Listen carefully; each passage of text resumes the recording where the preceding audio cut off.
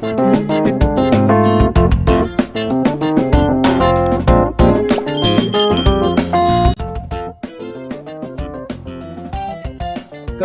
7521.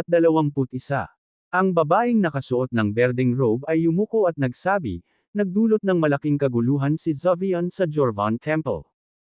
Pagkatapos, nagpakita si Emperor Caden at pinarusahan ang buong Doom race, na pinilit silang bumalik sa Dark World. Bahagyang pinagsalubong ng banal at misteryosong Diyosa ang kanyang maselang kilay. Kasama ako. Hindi nabanggit, mabilis na nagangat ng ulo ang babae. Gayunpaman, iginiit ni Mr. Wyatt na magbitiw sa lahat ng tungkulin ng Imperial upang pamunuan ang Dooms pabalik sa Dark World. Huminga ng malalim ang Diyosa, pagkatapos ay mahinahong sinabi, naiintindihan mo. Maaari ka nang umalis. Mag-ingat ka sa labas at huwag papasukin ng sinuman. Napayuko ang babae at agad na umatras. Sa pagsara ng mga pintuan ng palasyo, kumislap ang mga mata ng Diyosa, at dahan-dahan siyang nagsalita. Dahil nandito ka, lumabas ka na. Sa sandaling matapos siyang magsalita, lumitaw si Zovian habang ang isang Bonewarlight ay kumislap sa loob ng palasyo. Nakaharap sa banal at misteryosong Diyosa, nanatili itong tahimik, nakipagtitigan sa kanya. Makalipas ang mahabang sandali, dahan-daang pumikit ang Diyosa. Ayoko nang bumalik sa Dark World. Pupunta ako sa Great Historial Land. Hindi, umiling si Zovian. Nang malapit nang mawala ang galit ng Diyosa, idinagdag ni Zovian, iyon ang utos niya. Utos niya. Ngumisi ang Diyosa. Utos ba ng impostor o ni Truett? Sa mga salitang ito, nagbago ng husto ang mukha ni Zovian. Nagtataka siya kung paano niya mahulaan ng tumpak, dahil hindi pa siya nakapunta sa eksena at hindi niya alam ang lahat ng nangyari sa Jorvan Temple. Ako ang alagad ni Silver, dahan-daang sabi ng Diyosa.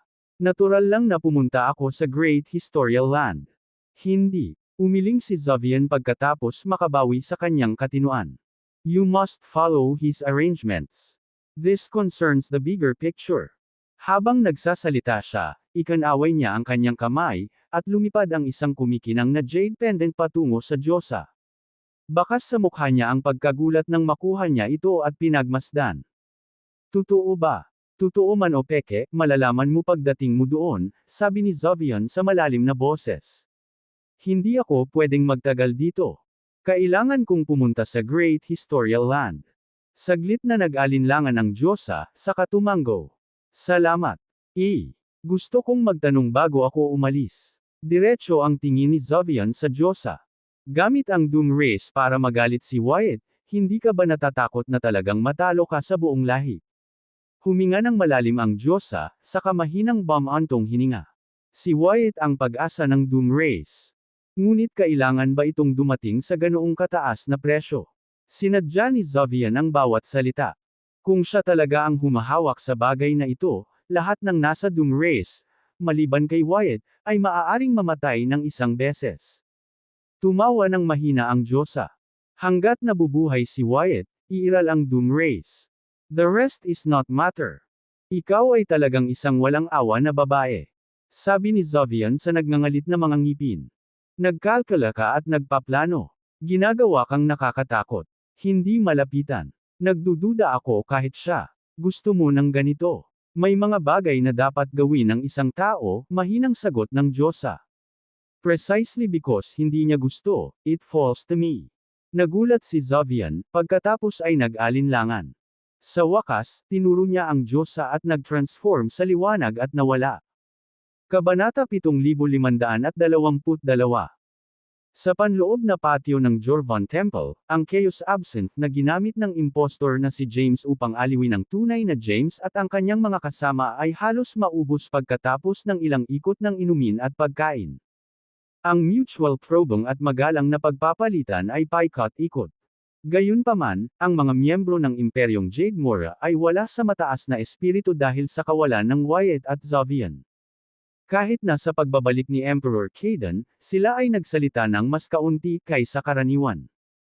Pagkatapos ng isa pang round ng toast, ngumiti ang nakabalatang James at nagtanong, James, ngayong naging isang walang kapantay na puwersa ka na sa buong Greater Realms, ano ang susunod mong planong gawin?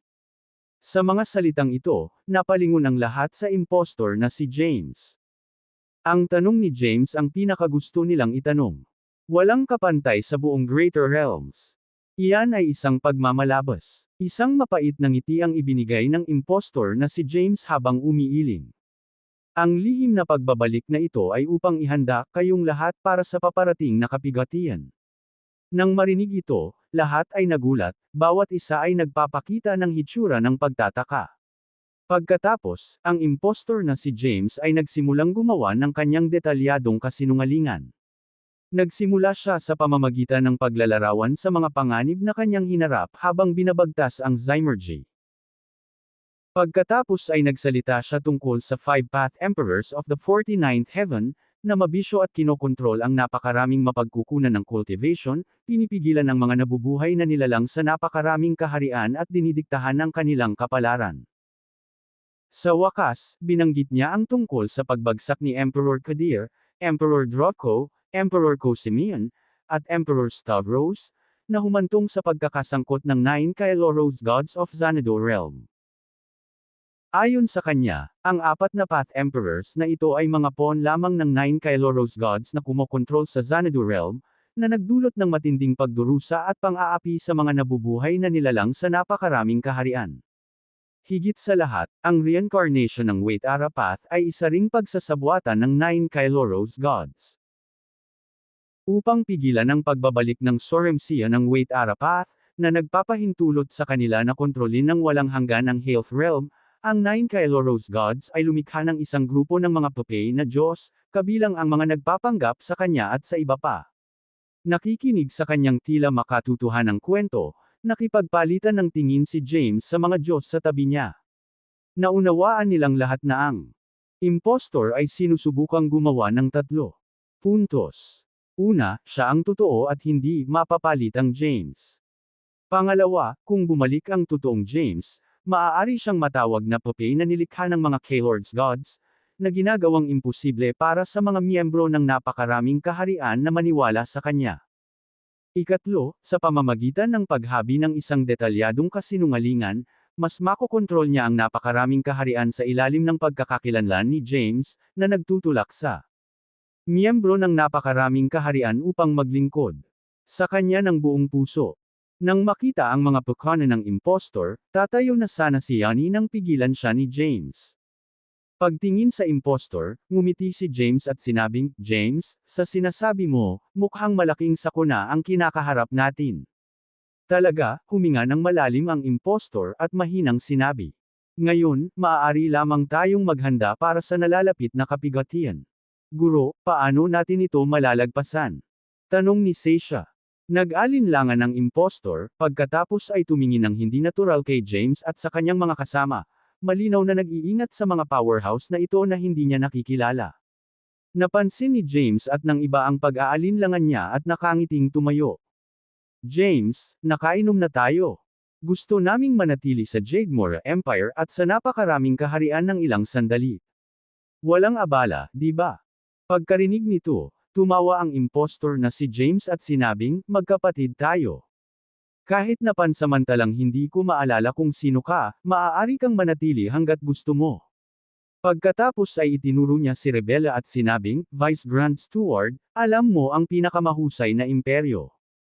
Mangyaring hanapin ang pinakamahusay na mga dojo para sa pagsasanay para sa ating mga kapatid at tiyaking sila ay inaalagaan ng mabuti. Kabanata 7523. Saglit na natigilan si Rebella bago tumayo, tumango, at sinenyasan si James at ang iba pa na sumunod. Habang kinuyam ang kanyang mga kamay bilang paggalang sa impostor, maingat na iniwan ni James ang isang banayad na bakas ng pinagmulan ng kanyang landas sa isang tagong sulok. Pagkatapos ay pinamunuan niya ang ilang Diyos na sumunod sa pangunguna ni Rebella. Samantala, ang impostor na si James ay itinaas ang kanyang baso ng alak, nag-ihaw sa mga Diyos at mga hari ng digmaan na naruroon, at ipinagpatuloy ang pakikipagkaibigan. Gayunpaman, alam ng matatalinong tagamasid na ang pagpapaalis kay James at sa mga mahiwagang recluses na ito ay nagmumungkahi na ang impostor ay may mas malaking lihim na plano sa paggalaw. Habang lumilipad sila palabas ng Jorvan Temple at humakbang sa kawalan, nanatiling tahimik si James at ang kanyang grupo. Gayunpaman, sina Yaretzi, Yani, at Yusef ay kitang-kitang balisa, na naunawaan ang eksena at ang mga salita ng impostor kanina. Hindi nila maisip kung bakit pinili ng tunay na James na madaling ilantad ang impostor na huwag at parang kinukunsinti pa ang sitwasyon.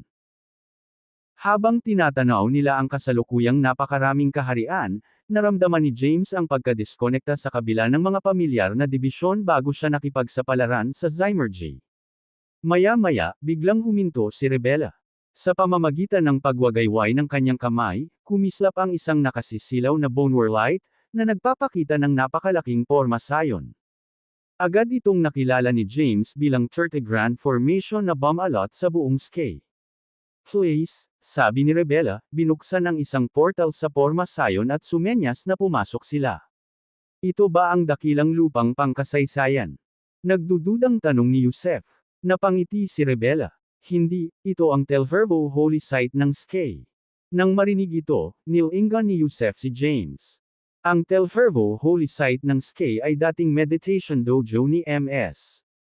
Turta, mabagal na sabi ni James. Ang paglalagay sa amin dito ay talagang mapagbigay. Hindi tama yan, nginisyon ni Thea. Alam na ng lahat kapag ikaw. L.NE. Pumasok sa Telfervo Holy Site, walang labasan maliban kung buksan ito ng isang eksperto na nakakaunawa sa 30 Grand Formation. Kahit na ang isang Declan Mahayana-rank powerhouse ay maaaring hindi ito masira. Ito ba ay isang bitag para ipakulong tayo? Nagtatakang tanong ni Yaretze. Pang-iinis ni Yani. Sabi ko sa'yo. Ito. Ginagawa ni James. Ang tunay. Hindi kailanman tretuhin ng ganito ang kanyang mga kapatid. Pag-aari ang nilalaman. Nang marinig ito, napakunot ang noo ni Rebella. Anong ibig mong sabihin? Ngumiti si James kay Rebella at tinanong, gusto lang naming malaman kung ang paglalagay sa amin dito ay desisyon ni Emperor Kaidan o kay Truett. Natigilan si Rebella. Malinaw na hindi niya inaasahan ang ganoong tanong. Siyempre, si Emperor Kaidan iyon, sabi ni Thea. Mula nang bumalik siya, hindi na niya kami tinuring na magkapatid. Hindi, ito, ay nab-alisa. Kahit ikaw mga kaibigan ng aking amo, mangyaring huwag. Siya, ang desisyon ni Una Eneruet. Rebella. Napangiti ng mahina si James nang makita ang pananggalang na tindig ni Rebella. Kung desisyon ng Grand Steward, mangyaring manguna. Hindi kami pamilyar sa lugar na ito. Binigyan ni Rebella si James ng matinding tingin bago pumasok sa portal. Sumenyas si James sa kanyang mga kasama, at sumunod sila sa kanya papasok. Kabanata 7524. Itinatampok sa lugar ang mga pavilion, tore, rock garden, at waterfalls. Lahat ay nakalagay sa magandang backdrop ng mga bundok at tubig. Sa pagbabalik ni James sa Telfervo Holy Site ng Skye sa pangatlong pagkakataon, isang bagzo ng damdamin ng bomb-alot sa kanya. Naalala niya kung paano niya sinaway ang lahat ng Grand Patriarch at powerhouses ng Genesis World alang-alang sa kanyang asawa. Sa ilalim ng pagkukunwari ng sobrang makalangit na kapigatian na inayos ni Yeria, wala siyang pagpipilian kundi tawagan si Clayton para mabuhay. Nasa bingit na siya ng kamatayan, at kung wala ang tulong ni Clayton sa pagdadala sa kanya sa Telfervo Holy Site, at ang interbensyon ni na Lady Herodias at Yegor para pahabain ang kanyang buhay, maaaring nahaharap siya sa isa pang muling pagsilang. Habang dinadala sila ni Rebella sa pinakamalaking palasyo, naging malinaw ang mga alaala ng mga karanasan ni James kasama sina Lady Herodias at Yegor. Ang mag-asawa ang kanyang pinaka-mapagkakatiwalaan at maaasahang mga kaibigan, mga kasama sa buhay at kamatayan. Hindi niya kailanman pinagdudahan ang mga ito. Inaasahan din niya na matagumpay na makapasok ang Zovian sa dakilang lupang pangkasaysayan, na nagpapahintulot sa mga tunay na kapangyarihan ng napakaraming kaharian na maunawaan ang mga nakatagong intricacies sa loob. This place is not bad, Yusef remarked with a hearty laugh as he looked around. Ito ay maluwag, ang espiritual na enerhiya ay sagana, at higit sa lahat, ang spiritual providence dito ay kalaban ng Forlet Land.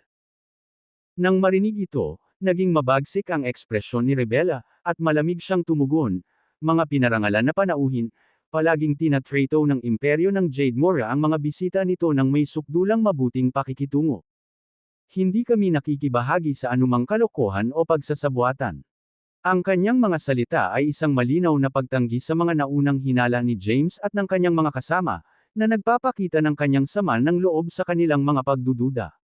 Napansin ito ni James, gayon din ng ibang mga Diyos na naroroon. Paglingon ni James ay tumingin kay Rebella ng may interes. Vice Grand Steward, pwede ba tayong magkaroon ng private conversation? Nagsalubong ang mga kilay ni Rebella sa kahilingan nito. Halos hindi kita kilala, at tila hindi nararapat para sa atin na mag-isa, lalo na kung isa sa alang-alang. Oo, pervert siya. Sinama ng tingin ni Thea si James. Huwag kang mag-isa sa kanya, baka kakainin ka niya ng buhay. Dahil dito ay hindi na nagkaimik si James. Sumulyap si Rebella kay James, saka nagpakawala ng malamig na tawa. Kung wala kang karagdagang tagubilin, ako ay aalis. Kung may kailangan ka, ipadala mo lang sa akin ang isang mensahe, at ako ay mag-aayos para maihatid ito. Sa pamamagitan nito, nagpadala siya ng isang maliit na sigil ng kaluluwa. Walang tumanggap nito. Ano ang ibig sabihin nito? Tanong ni Thea.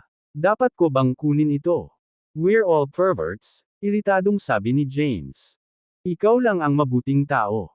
Hindi nakaimik si Thea. Pinagsalikop ni Rebella ang kanyang mga kamay. Palm at tumalikod na para umalis. Sa sandaling iyon ay tumaas ang kilay ni James nang lumabas ang isang transparent na primordial spirit mula sa kanyang katawan at sinundan siya. Bakit hindi ka nalang magsalita ng malinaw?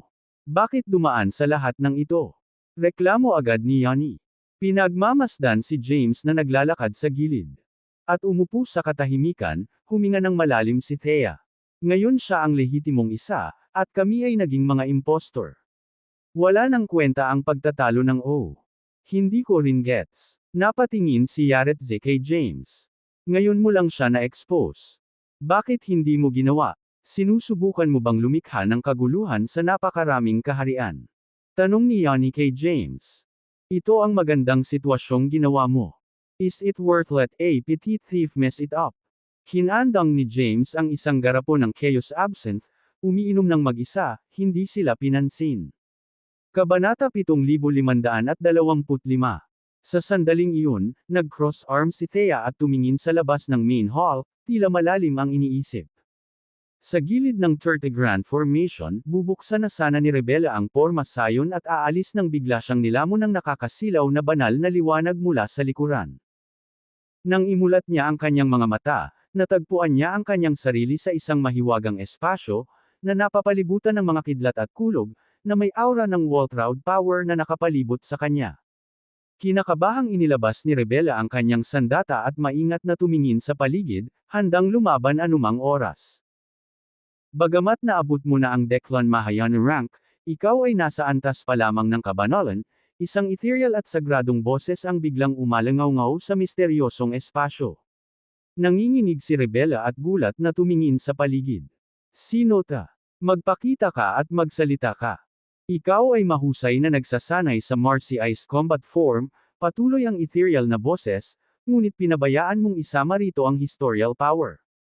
Ano ang nangyayari? Hindi ba't nagtulungan tayo sa Forlet Land, gamit ang Unity Formation para tulungan kang malampasan ang inner demon mo? Paano ito muling lumitaw ngayon? Nang marinig ito, nanlaki ang mga mata ni Rebella sa sobrang gulat. Sino ka? Buntong hininga, parang hindi mo pa rin naiintindihan, walang magawa ang sagradong boses.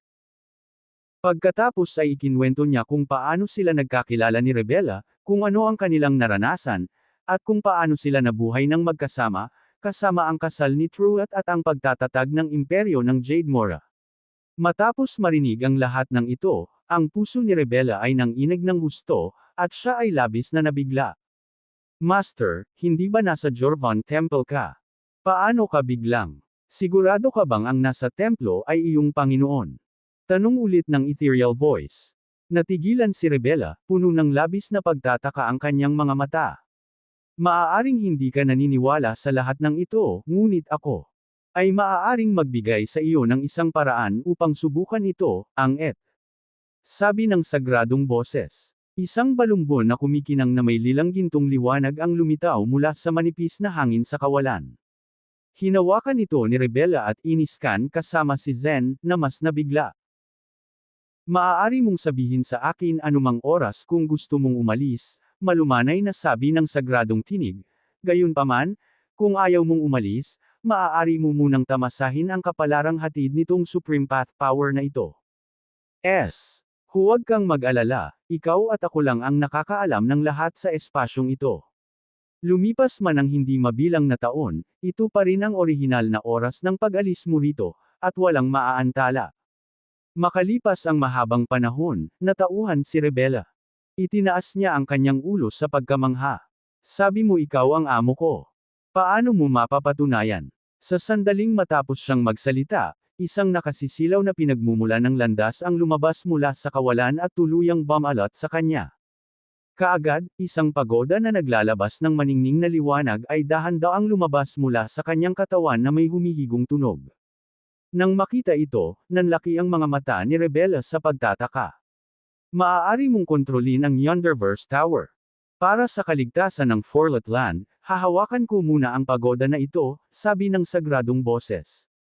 Kapag nakumpirma mo na ang katotohanan, maaari kang pumunta upang kunin ito. Napabuntong hininga si Rebella, nagtalisod at napaupo sa kawalan sa gulat. Iniisip niya kung ang Panginoon sa templo ng Jorvan o ang narito, na hindi pa nakikilala ang kanyang sarili, ay ang kanyang tunay na Panginoon. Kabanata 7526. Sa sandaling iyon, isang nakakakuryenteng surge ang dumaan sa mahiwagang espasyo kung saan nakatayo si Rebella. Biglang, isang diyosa ang nagkatawang tao sa gitna ng isang pagsabog ng lilang gintong liwanag. Nakasuot siya ng snow white robe at isang katugmang belo na nakatikip sa kanyang mukha, ngunit ang aura ng purple at gintong bumalot sa kanya, kasama ng kanyang matikas na pag-uugali, ay nagbigay sa kanyang banal at nakakabighani. Chancellor. Si Rebella, na paralisado sa pagkabigla, ay bumangon mula sa kawalan. Ako, si Zizel Dalibo, ay nagbibigay galang kay Emperador Caden. Ang misteryosong diyosa ay lumuhad sa kawalan, ang kanyang mga puting damit ay kumukupas, nagpapakita ng malalim paggalang. Sa isang mabilis na kaluskos, isang banal na latigo ang lumitaw mula sa kawalan, hinampas si Zizel at pinalamang siya. Napabuntong hininga si Rebella, tinakto niya ang kanyang bibig nang masira ang likod ni Zizel dahil sa isang nakakatakot na sugat. Dahan-daang bumangon si Zizel ngunit agad din itong natama ng walang humpay na latigo. Umalangaw-ngaw ang isa pang malupit na bitik nang lumitaw ang isang sariwang pulang sugat sa kanyang katawan. Chancellor. Sigaw ni Rebella, gulat na pigil sa kanyang boses. Habang sinusubukan niyang sumugod upang magpahiram ng tulong, ipinagpatuloy ng banal na latigo ang mabagsik nitong pagsalakay, na naging sanhi ng madugong pagkawasak ni Zizel. Sa sobrang galit, paulit-ulit na tinangka ni Rebella na itulak ang walang humpay na paghagupit ng latigo nang hindi nagtagumpay. Dahil sa kawalan ng pag-asa, galit siyang sumigaw, "Hindi ikaw ang aking Panginoon. Hinding-hindi sasaktan ng aking Panginoon ang isang babaeng napakalupit ng walang dahilan." Ang kanyang mga salita ay nahulog sa bingi. 3,000 beses na hinampas ng walang awang latigo si Zizel bago tuluyang huminto. Nakahiga si Zizel sa kawalan, ang kanyang katawan ay isang hindi makilalang gulo, na tila walang buhay. Nang samantalahin ang sandali, sumugod si Rebella upang tulungan ang nawasak na si Zizel. Chancellor, gumising ka. Hindi ka maaaring mamatay. Kung kailangan nating mamatay, mahulog tayo sa larangan ng digmaan. Iyan ang pagmamalaki at espiritu na ipinagkaloob sa atin ng ating amo. Naantig sa mga pakiusap ni Rebella, dahan-daang iminulat ni Zizel ang kanyang mga mata, na tila nanghihina. Nang makita ito, itinaas ni Rebella ang kanyang ulo, sumisigaw sa kalungkutan at galit, "Demonyo! Ipakita ang iyong sarili. Huwag magtago sa mga anino." Ang Imperyong Jade Mora ay hindi kailanman nagkikimkam ng mga duwag, at hindi tayo yuyuko sa sinumang malupit kahit sa pagkatalo, tayo haharapin natin ang ating mga kaaway. Matapang. Habang nagsasalita siya, isang longsword na kumikinang na may lilang liwanag ang lumitaw sa kanyang kamay. Habang siya ay naghahanda ng husto sa pakikipaglaban, hinawakan ng mahinang Zizel ang kanyang kamay. This is my doing. I cannot blame him, bulong ni Zizel. Nagalit si Rebella. Chancellor, nawala ka na ba sa isip mo? Itong impostor. Siya ang tunay na Emperador Kaden. Nahihirapang magsalita si Zizel. Ang paraan ni Emperor Kaden ay galitin ang kasamaan at ipaghiganti ang bawat pagkakamali. Nanginginig si Rebella, nabaluktot ang mukha sa masalimuot na emosyon. Lalong lumalim ang kanyang pag-aalinlangan kung ito ba ang kanyang amo, nang makitang kinilala siya ng matalinong si Zizel. Pagkatapos, dahan-daang bumaba mula sa kawalan ng isang makisig na lalaki sa isang itim na damit, na nagmumula sa isang sagradong liwanag. Nang makita siya, natigilan si Rebella. Ikaw. Kabanata 7527. Habang nasa likod ang mga kamay ay tinitigan ng gwapong lalaki ang dagwang si Zizel. Sana mapatay kita sa isang hampas. Sa kabila ng matinding sakit, ilang beses na nagpumigla si Zizel na bumangon ngunit hindi ito nakayanan. Natigilan si Rebella, muling inaalalayan si Zizel, na pinipigilan ang mga luha. Kahit na ikaw ang tunay na Panginoon, kahit na kaya mong magpasya sa buhay at kamatayan sa isang salita, hindi mo ba dapat hayaang mamatay ang mga tao kung bakit? Nagbigay ng mahusay na serbisyo si Zizel sa imperyo ng Jade Mora. Kung wala siya, hindi mangangibabaw ang imperyo sa napakaraming kaharian, ni hindi magkakaroon ng kapayapaan at kaunlaran ngayon. Galit niyang tinitigan ang lalaki. Noong Great Battle, ginamit niya ang kanyang karunungan para masigurado ang tagumpay para sa imperyo at ipinagtanggol ang napakaraming kaharian, na nagpapahintulot sa iyo na harapin ang mabibigat na mga kaaway sa Zymergy ng walang kaguluhan. Kahit wala siyang merit, nagsikap siya. Bakit ganito ang pakikitungo mo sa kanya sa sandaling bumalik ka? Napapikit si James nang makitang mahigpit na hawak ni Rebella si Zizel. You are really formidable. Even Rebella is willing to protect you with her life. Given time, matutulungan ka pa ba nilang magbilang ng pera kung ibenta mo ang buong Myriad Realms? Natigilan si Rebella. Bahagyang napabuntong hininga si Zizel, hindi ako kasing mali siya ng iniisip mo. Talaga. Malamig ang boses ni James. Para sa plano mo, isinakripisyo mo ang buong Doom Race at kahit napatayin ang lahat ng buhay na nilalang sa Genesis World. Hindi ka lang malisyoso. Baliw ka at lubos na masama. Dahan-daang pumikit si Zizel. Para sa Jade Mora Empire at Emperor Kaden, lahat ng ito ay kailangan. Isa itong pagsubok na puno ng dugo. Kung gayon, dapat akong magpasalamat sa iyo, panunuyan ni James. Kung hindi ako nagbalik, mas marami pa bang buhay na nilalang sa napakaraming kaharian ng Magdurusa, na naging mga sangla lamang sa iyong laro, na may bilyon-bilyong buhay sa iyong pagtatapon. Hindi makapaniwalang tumingin si Rebella kay Zizel. Sa plano ko, dapat malapit sa critical point, mahinahong sabi ni Zizel. Hindi ko lang akalain na babalik ka agad. Nang marinig ito, natawa sa galit si James. Ang iyong tinatawag na kritikal na punto ay kapag hinayaan mo ang Doom Race na maging napaka-arrogant at walang batas, sa ilalim ng bandila ng Jade Mora Empire, na nag-uudyok sila ng universal na puot. Pagkatapos ay hinihimok mo sina Truett, Rebella, at Wyatt na sundin ang opinyon ng publiko at isagawa ang Doom Race, gamit ang kanilang dugo upang bigyang daan ang kanilang prestihiyo at mapagpasyang aksyon. Sa oras na iyon, silang tatlo ay magkakaroon ng walang katulad na prestihiyo sa napakaraming kaharian, at ang imperyo ng Jade Mora ay tunay na magiging pinaka-iginagalang at iginagalang na pinuno. Nakakunot ang noo ni James habang nakatingin kay Zizel. Plano mo bang gamitin ang dominasyon ng Jade Mora Empire bilang pinakadakilang sorpresa at regalo sa aking pagbabalik? Matapos ihayag ni James ang kanyang plano, dahan-daang iminulat ni Zizel ang kanyang mga mata, saka muling pumikit ng walang salita. Tumingin si Rebella kay Zizel na para siyang demonyo. Chancellor, totoo ba ang sinabi niya? Yan ba talaga ang iniisip mo?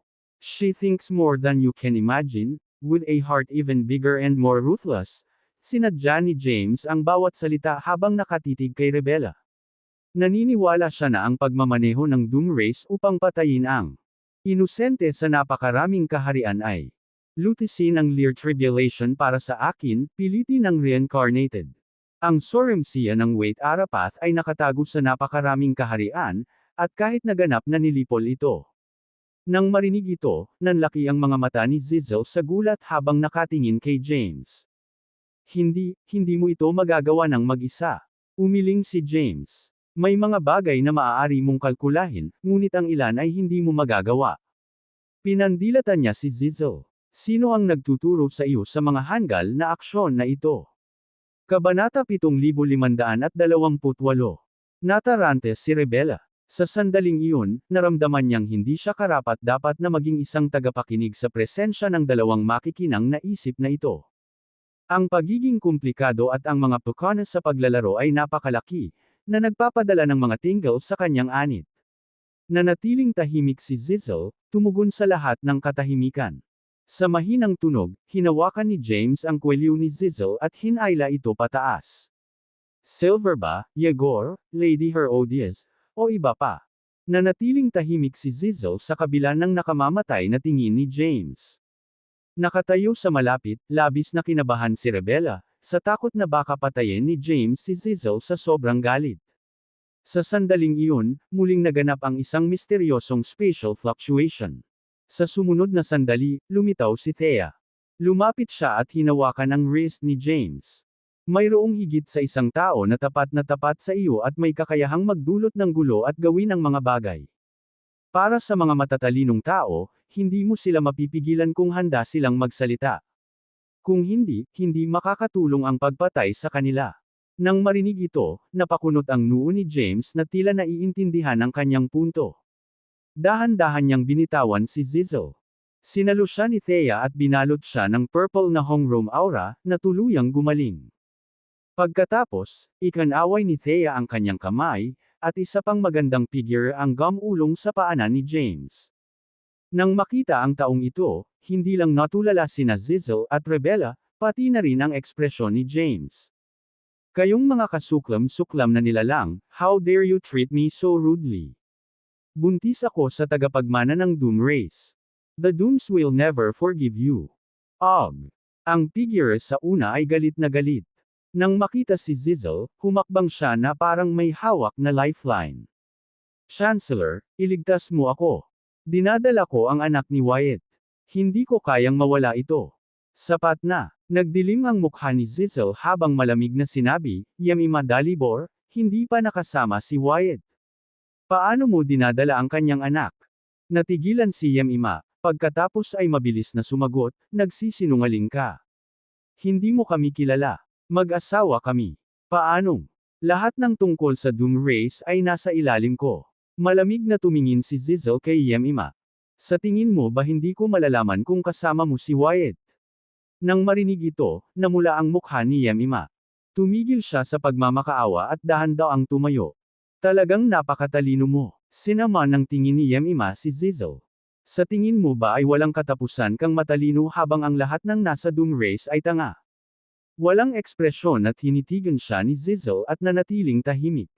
Itinaas mo ang Doom mataas, ibinigay sa amin ang lahat, pinahintulutan kaming gawin. Anumang bagay na walang mga paghihigpit. Sa tingin mo ba ay naging mabait ka sa amin? Nagngagat ang mga ngipin ni Yemima. Hindi, pinalaki mo kami bilang mga target, bilang mga grindstone at sakripisyong tupa. Hinayaan mo ang Dooms na gumawa ng hindi mabilang na mga kalupitan, sinisira ang aming reputasyon sa Jademora Empire at ang napakaraming kaharian, na gumawa ng maraming mga kaaway hanggang sa kami ay naging target ng puot ng lahat.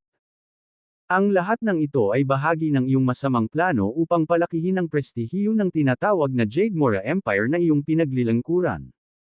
Nanginginig si Yemima habang nakaturo. Zizzle, anong klaseng nilalang ka? Galing ka ba sa Doom Race? Para iwanan ang sarili mong bloodline para sa isang kasuklam-suklam na lalaki, wala kang kahihiyan. Sa pagharap sa galit na mga akusasyon ni Yemima, nanatiling walang kibo si Zizzle, na para bang nararapat ang lahat ng insulto. Kabanata 7529. Walang kwentang tao si Wyatt, galit na ngumisi si Yemima. Sinusundan ng marangal na pinuno ng Doom Race ang bawat salita mo nang walang bahid ng manly spirit o pride. Siya ay ganap na hindi karapat dapat na manguna sa karera. Kaya, sa wakas ay nagsalita si Zizzle. Buntis ka sa anak ng ibang lalaki, at hindi alam ni Wyatt. Ha. Biglang humagalpak ng tawa si Yemima. Ang bata sa tiyan ko ay hindi ordinaryong bata. Kahit kumpara sa dalawang homegrown children ni James, ang kanyang katayuan at posisyon ay higit na mataas. Sa mga salitang ito, nagpakita ng kakaibang ekspresyon sina Zizzle, James, at Thea. Sa sandaling iyon, lumayo si Yemima kina James, Zizzle, at Thea, tumatawa ng galit sa halos nagbabantang paraan. Alam mo ba kung sino ang bata sa tiyan ko? Siya ang reincarnation ng Wait Arapath. Muli kong inisip ang kataas-taasang landas, kaya kapag ang batang ito ay ipinanganak, ako ang magiging ina ng kataas-taasang landas. Sa oras na iyon, maging ang imperyo ng Jade Mora, ang napakaraming kaharian, o si Emperor Caden, lahat ay luluhod sa aking paanan at magpapasakop. Pagkasabi nito, tinuro ni Yemima sina James, Thea, Zizzle, at Rebella. Kung mayroon kang anumang kahulugan, lumuhad at magpasakop sa akin ngayon. Kapag ipinanganak ang kataas-taasang landas, maaari kong ipagkaloob sa iyo ang isang disenteng ausya. Kung maglakas loob kayong kumilos ng may kapangahasan o magtangka man lang na patayin ako, lahat kayo ay mamamatay, ang inyong mga kaluluwa ay magkakalat, ang buhay at kamatayan ay mamamatay. Ha. Nang makita ang nakakabaliw niyang pagtawa, nagpalitan ng tingin sina James at Thea.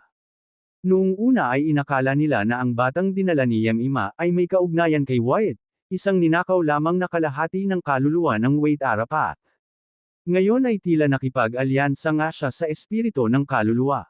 Dahil dito, hindi na kailangang isaalang-alang si Wyatt. Sa sandaling iyon, biglang naglabas ng dalawang nakakatakot na pulang sinag ang mga mata ni Yemima. Gayunpaman, hinding-hindi ako papayag na sumuko si Zizzle Dalibor. Never. Habang nagsasalita siya, gumalaw siya ng napakabilis at humampas kay Zizzle. Sa kritikal na sandali, si James hinawakan ng isang kamay, at nakakatakot na shot ng Supreme Path Source. Lumabas, agad na bumabalot. Rampang Yemima. Sa isang malakas na kalabog, ang hampas ni Yemima kay Zizzle ay tumama sa light shield na nabuo ng pinagmumula ng landas at pilit na napaatras. Sa loob ng light orb ng pinagmumula ng landas, si Yemima ay nagngangalit at patuloy na umaatake, bawat pag-atake ay mas marahas kaysa sa huli. Pagkakita nito, pareho sina Zizzle at Rebella. Ang mga mukha ay nagbago ng husto, ang kanilang mga mata ay nanlaki sa gulat. Nagkaroon sila. Hindi kailanman naisip na ang karaniwang magiliw na si Yemima ay maaaring magkaroon ng ganoon. Lakas. Mula sa kapangyarihan ng kanyang mga pag-atake sa Light Orb, tila kahit na ang mga Grand Patriarch ng Jade Mora Empire ay maaaring hindi siya matalo. Maya-maya, biglang umungal si Yemima sa loob ng Light Orb. James Caden, sa tingin mo ba ang pagkukulong sa akin ay magdadala sa iyo ng tagumpay? Hayaan mong sabihin ko sa iyo, mawawala sa iyo ang lahat sa napakaraming kaharian, kasama ang iyong mga tinatawag na kapatid sa buhay at kamatayan. Lahat sila ay magiging iyong mga kaaway, at magkakapatayan kayo, dugong dumadaloy sa mga kaharian. Hindi lang yan, pero may magandang regalo din ako sa iyo, yung isusuka ka ng dugo sa galit, Pinaikit ni James ang kanyang mga mata habang pinagmamasdan ang mabangis na si Yemima sa loob ng light orb. Si Thea, Zizzle, at Rebella ay mukhang malungkot. Kabanata 7530. Biglang natarante si Yemima, namimilipit sa matinding paghihirap na parabang nagdurusa ng walang katapusang pagdurusa. Ang kaninang tawa niya ay naging hysterical. Sigaw. Nasaksihan ito, inunat ni James ang kanyang kamay, na nagdaloy ng tuloy-tuloy na daloy ng siksik at banal na pinagmumula ng landas patungo sa liwanag na globo. Ang orb ay umugang ng husto, itinaas sa hangin, at nagsimulang umikot ng mabilis pakaliwa. Sa loob, ang mukha ni Yemima ay mabilis na lumipat sa pagitan ng kanyang mukha, ng isang fox, at ng isang hindi pamilyar na babae, na nagiging mas mabangis at malupit. She's absorbing your path source, gulat na bulalas ni Thea. Anong nangyayari? Napagtanto din ito ni James at sinubukang bawiin ang kanyang kamay, ngunit pinigilan ito ng hindi nakikitang puwersa. Nang makita ito, agad na nagpadala si Thea ng 2 stream ng sagradong Hongrom aura sa light orb. Sa isang malakas na pagsabog, ang orb na naglalaman ng Yemima ay sumabog. Sa sandaling iyon, mabilis na binawi ni James ang kanyang kamay, at nakita niya ang isang maitim na simbolo ng swastika na may marka sa kanyang palad. Ayos ka lang ba? Nag-aalalang tanong ni Thea. Tinitigan ni James ang simbolo sa kanyang palad, saka napangiwi. Nakikilala mo ba ang simbolo na ito? Ito ay isang marka ng swastika. Namutla ang mukha ni Thea. Paano siya nagkaroon ng sagradong simbolo ng 5 Shadowborns? Bakas sa mukha ni James ang matinding pag-aalala habang pinagmamasdan ng buzzing light orb na lumilipad pabalik sa kanila. Nabagabag siya sa pinagdaanan ni Yemima na hindi lamang dalhin ang kalahati ng kaluluwang espiritu ng reincarnated na Wait Ara path kundi masangkot din sa 5 Shadowborns.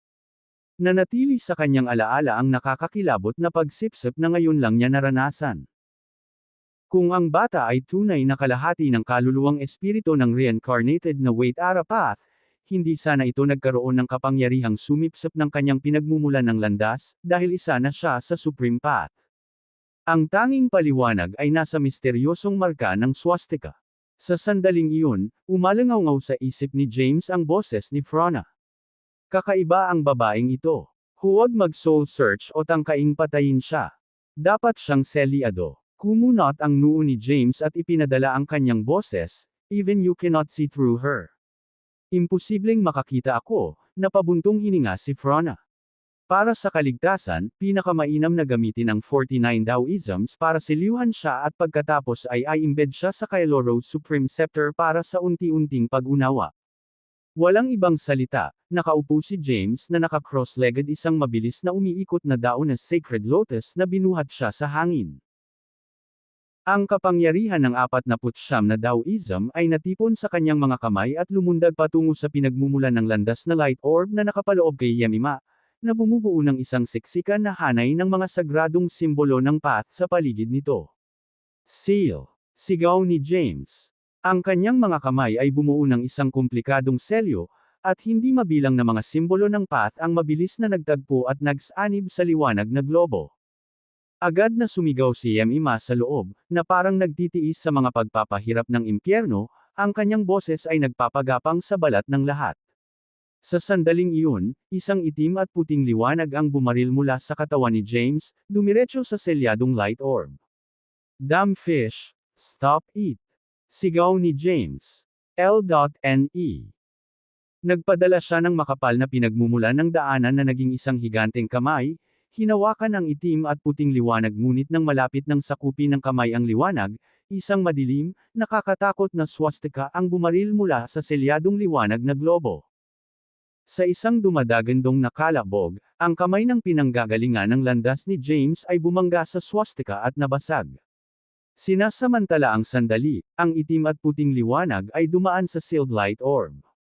Hahaha. James Caden, balang araw, babayaran kita ng dugo para sa lahat ng kahihiyan na ginawa mo sa akin. Umalangaw ang matalas at buong boses ni Yeria. Ang Path Source Light Orb, na napapalibutan ng umiikot na mga simbolo ng path, ay mabilis na lumiit at naging dark green energy ball, ang ibabaw nito ay dumadagandong sa kidlat at nakakatakot na enerhiya. Bumagsak ang katahimikan. Naging tahimik ang buong eksena. Kabanata 7531. Matiim na tinitigan nina James at Thea ang selyadong energy ball na umaaligid sa ere. Samantala, blanko ang ekspresyon nina Zizzle at Rebella habang nakatingin sila sa iisang direksyon, na parang natulala. Pagkaraan ng ilang sandali, hinawakan ni James ang selyadong energy ball at huminga ng malalim. Gusto mo siyang iligtas pero sa huli ay tinulungan mo ang babaeng iyon, sabi ni Thea, halata ang kanyang kawalang kasiyahan. Ibinaba ni James ang ulo at bumantong hininga. Gusto ko lang malaman kung bakit. Fine. If that's what you say. Lumingon si Thea at tinignan siya sa mata. Kinakain ka na ba ng guilt? Naaawa ka ba sa kanya? Nanatiling tahimik si James. Napatingin si Thea sa kanya. Makalipas ang ilang segundo, inilahad niya ang kanyang kamay. Tuldok. Ha! Natarante si James. Give it to me, malamig na sabi ni Thea. Let me handle it kung sinadya mo ang bawat salitang sinabi mo. Tumigil sandali si James. Kailangan nating ilagay ito sa loob ng Kailoro Supreme Scepter. Hindi natin ito maaaring iwanan ng walang bantay sa Health Realm. Bigyan mo rin ako ng Kailoro Supreme Scepter, kung gayon. Pinutol siya ni Thea. Power-wise, mas malakas ako sa iyo ngayon. Ngumiti ng pilit si James at ipinaalam kay Thea ang iniisip. Ang Cetro ay kasalukuyang nasa pag-aari ni Lysia. Kapag nakilala natin siya, babawiin ko ito at bago pa siya makatapos, inagaw ni Thea sa kamay niya ang selyadong energy ball. Okay. Then, I'll keep this for now. Nawalan ng masabi si James. Kahit anong sabihin niya ay parang wala sa lugar. Kung may nakitang pag-aatubili si Thea sa boses nito, tiyak na mag-iinit ang ulo niya. Kung siya ay naging sobrang sama ng loob at nagpasya siyang umalis, si James ay maaaring gumugol ng mga panahon sa pagsisikap na makuha siya pabalik. Matapos masecure ang sealed energy ball, ibinaling ni Thea ang tingin kay Zizzle at Rebella. May nakita silang dalawa na hindi dapat. Aalagaan mo ba sila? O dapat ako? James hurriedly responded, we can't trust them. I think it'll be enough kung buburahin natin ang mga alaala nila sa nangyari. Nakita niyang umikot ang mga mata ni Thea bago ito nag-teleport palayo, nawala sa paningin. Nakahinga ng maluwag si James. Natatakot siya na baka ipilit ni Thea na patayin ang kanyang dalawang mahalagang katulong sa galit. Pagkatapos ng lahat, walang hula kung ano ang maaaring magdulot ng selos sa isang tao. Itinaas ni James ang kanyang kamay at ginamit ang kanyang kapangyarihan para burahin ang mga alaala ni Rebella at Zizzle sa nangyari kay Yemima. Pagkatapos, tumahimik siya. Sabay-sabay na nanlaki ang mga mata ng dalawang babae, namulat. Zizzle, matalino kang tao. Digan. Kailangan mong tea. Sa here right now. Ang aking asawa para sa katotohanan na ikaw tea. Huminga ng malalim si Zizzle at napayuko ang isang tuhod. Salamat sa pagpapakita ng awa sa akin, Emperor Caden. Hindi ko pa napagdesisyonan kung dapat ba papatayin ka o hindi, sabi ni James. Ngunit kailangan mong sabihin sa taong nasa likod mo na tumuon sa pamamahala sa mga panloob na gawain ng Jademora Empire at sa pagpili ng mga tamang taong papasukan. Kailangan ng lahat na magtulungan upang kumbensihin ang impostor na kami ay gumagalaw ayon sa kanilang plano. Sa huli, kung magkano ang makukuha mo at ng taong iyon mula sa impostor ay nakasalalay sa iyong mga kakayahan. Inangat ni Zizzle ang kanyang ulo. Paano ang reincarnated na Soremsia ni Wait Ara? Hindi mo kailangang mag-alala tungkol doon, sabi ni James, nanginginig ang kanyang ulo. Bumalik ako partikular para hawakan ito. Natahimik si Zizzle. Ibinaling ni James ang tingin kay Rebella at ngumiti. Nakapagdesisyon ka na ba kung ako ang totoo o hindi? Kabanata 7532. Tinitigan ni Rebella si James, nanlilisik ang mga mata. Ako. Naguguluhan na ako. Ayos lang, tumawa si James. Just follow my instructions. You'll have to take some risks, but eventually, you'll understand why I've asked you to do these things. Napakurap si Rebella. Paano si Truett at ang iba pang War Kings? Itago ito sa War Kings sa ngayon, patuloy ni James. Tungkol kay Truett, hindi siya ang tamang tao para sa posisyon ng Grand Steward kung hindi niya makita ang isang simpleng trick na tulad nito. Bumantong hininga si Rebella at ibinaba ang tingin. Ako lang yata ang tanga sa grupo na walang kahit katiting na clue. Hindi. Ibinaling ni Zizzle ang mga mata kay Rebella. Nandyan din sina Wyatt at Clayton. Hindi na nagkaimik si Rebella. Ikinulong ni James ang kanyang mga kamay sa kanyang likuran. Kailangan ninyong dalawa ng sapat na lakas at kasanayan para makumplito ang mga paparating ninyong misyon. Itinaas niya ang isang kamay at inihagis ang dalawang sinag ng pinagmumulan ng landas, na nagniningning ng sagradong liwanag, sa katawan ni Zizzle at Rebella. Bahagyang kinilig ang dalawang babae bago umupo sa gitna ng hangin. Mabilis silang nagtrabaho sa pagsipsip at pag-optimize ng mga bagong kapangyarihan. Ilang sandali pa, ang matinding dami ng Hadoufen Light ay lumabas mula sa katawan ni Zizzle. Nagpakita siya ng aura sa antas ng Supreme Emperor habang tumataas ang kanyang kapangyarihan. Samantala, si Rebella ay kumikinang na may kulay rosas na ilaw sa kabuuan at dahan-daang umikot. Ang kanyang aura ay tumaas sa antas ng hari ng landas. Maya-maya'y nagmulat na ang dalawa. Parehong nagulat at natuwa ang dalawang babae sa pagbuti ng kanilang kapangyarihan. Sa kaunting tulong mula kay James, mayroon na silang kapangyarihan na higit pa sa mga nakarinasang Grand Patriarch ng Jademora Empire. Ituloy mo ang iyong mga tungkulin pagkatapos nito, bilin ni James. Hindi mo maisisiwalat ang tunay kong pagkatao, ni mailantad sa iba ang pagkakakilanlan ng impostor. Sa antas ng iyong kapangyarihan ngayon, kahit si Lord Goyo ay hindi masusuri ang iyong mga kaluluwa. Kalahati. Bahagyang kumunat ang noo ni Zizzle. Ano ang susunod mong plano? Sumagot si James, gagawin ko rin ang parehong bagay sa inyo, iyon ay, ang paghahanda at paghihintay sa tamang oras. Guru. Nagmamadaling sabi ni Rebella. Binigyan mo ako ng proteksyon sa ganitong paraan, ngunit marami kang ibang babaeng tagasunod, tulad ni Seisha at Adair. Kung sinubukan ng impostor na ipatong ang kanyang mga kamay sa mga babae gamit ang iyong pagkakakilanlan. Sa tingin mo, bakit ko inihayag sa iyo ang tunay kong pagkatao? Pinutol siya ni James.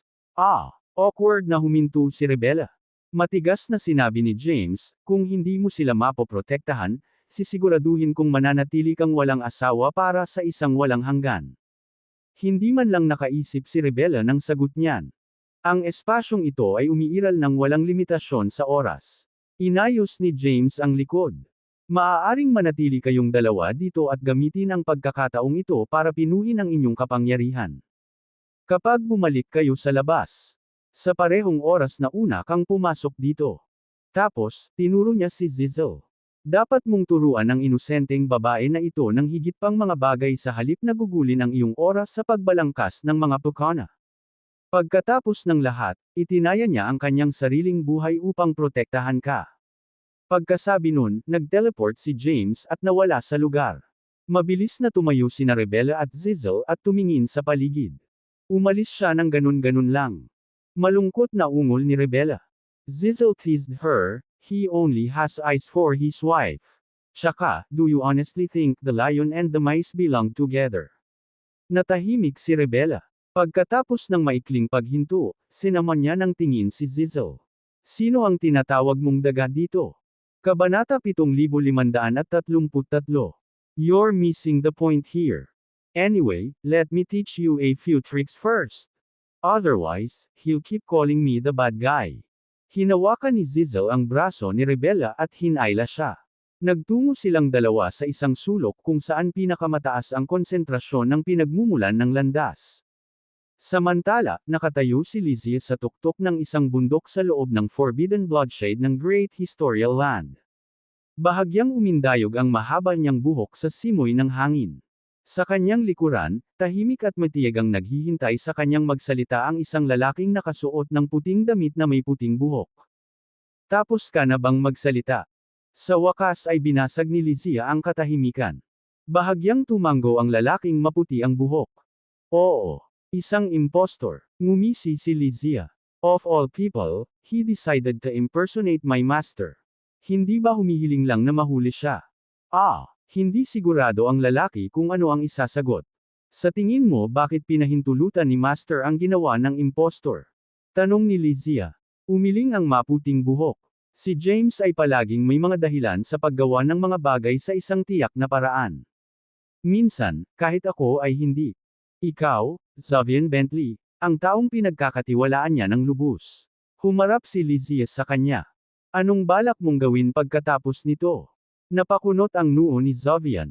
Ngayon, plano kong umalis kasama ang aking partner. Paano kung sabihin kong gusto ko siyang kunin bilang aking alagad? Muling sumabad si Lizzie. Agad na inangat ni Xavier ang kanyang ulo, nanlaki ang kanyang mga mata sa gulat. Pinaikit ni Lizzie ang kanyang mga mata.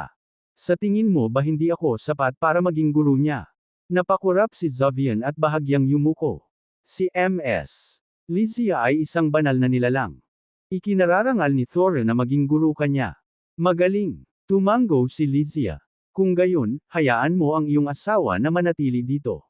Kailangan kong magpatakbo ka kaagad. Si Xavier, na nakakaramdam ng pagkalito, ay inilipat si Thor mula sa kanyang storage space. Pagkatapos, hinintay niya ang susunod na pagtuturo ni Lizzie. Ihatid ang aking mga utos sa lahat sa dakilang lupang pangkasaysayan. Simula ngayon, tayo, palabas. Isasara ng O ang lahat ng mga entry sa A. Dakilang makasaysayang landa. Mga miyembro ng dakilang kasaysayan. Ang lupa ay ipinagbabawal sa paggawa ng anumang pakikipag-ugnayan sa mga tagalabas. Ang mga lalabag sa mga alituntunin ay ipapatupad kaagad. Gumawa si Lizia ng isang makintab na token sa harap ni Zovian sa isang iglap. Hindi inaasahan ni Zovian ang ganoong utos. Ms. Lizia, sinabi ni James na humiga muna tayo at mag-observe muna. Ako ang kasalukuyang may-ari ng Great Historical Land, dahan-daang sabi ni Lizia. Ako ang magpapasya kung papasukin ba natin ang mga tao o palabisan ang lugar. Nauutol na sabi ni Zovian, pero, yun ay. Susunod ka ba sa utos ko o hindi? Nagbabantang tanong ni Lizia. Mabilis na kinuha ni Zovian ang token at tumango. Nagcast si Lizia ng sinag ng purplish gold light kay Zovian, na naging isang matandang lalaki na may kulay abong buhok. Napasigaw si Thora nang makita ang bagong hitsura ni Zovian. Kinakabahang tanong ni Zovian, Ms. Lizia, bakit mo? You need a disguise. Isa rin itong parusa mula noong pinagdudahan mo ako kanina. Mapanganib ang ngiti ni Lizia. I'll turn you into a cute little piglet kapag hindi ka umalis agad. Nanlamig ang gulugod ni Zovian.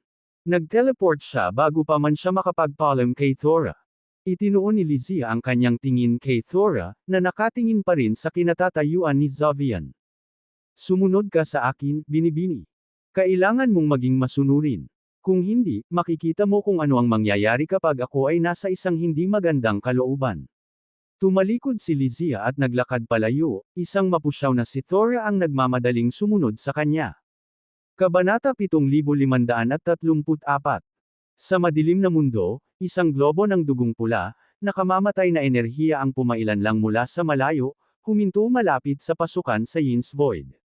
Mula sa bowlang ito ng enerhiya ay lumabas ang isang matangkad, gwapong lalaki na nakasuot ng itim na damit. Isang napakalaking dami ng nakamamatay na enerhiya ang lumabas mula sa lalaki at sa kanyang espada. Ito ay si Jacopo, na dumating sa isang lihim na misyon mula kay James, na nagsagawa ng isang masalimuot na plano sa Yin's Void.